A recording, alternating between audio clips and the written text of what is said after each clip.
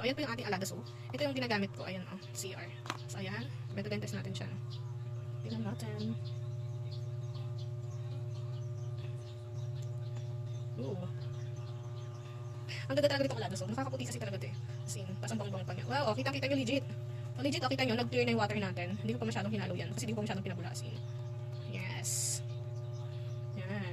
Check nyo po yung ating mga reviews. So, ayan, ang dami nga po nating reviews. Sa mga gusto pong itong ating Alada, check nyo na yung ating yellow basket sa baba. Lowest price po tayo. Kaya talaga namang mapapabili ka, mabubudol ka talaga mi. So, ayan, lalo sa mga bagong panganak. Yung mga bagong panganak char. Ang ganda po nito. Ang ganda po nito sa skin. Tatanggal agad yung mga itim-itim natin. So, ayan, thank you so much. So, for today's videos, mga kamima, is atin ngang ibe-betadine test ang ating Alada soap. So, ayan, ang betadine natin ang water and ang Alada soap natin. So, ito, Alada soap.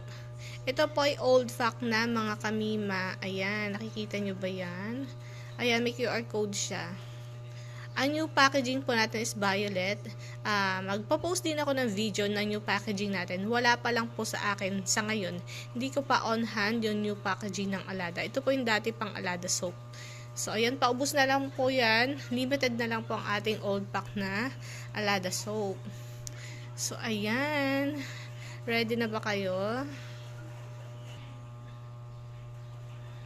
Damihan natin ng betadine.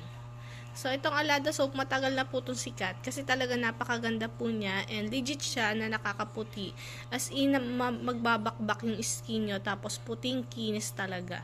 So, ayan yung ating betadine. So, itry na natin Alada. Kunin ko muna yung Alada soap ko sa CR.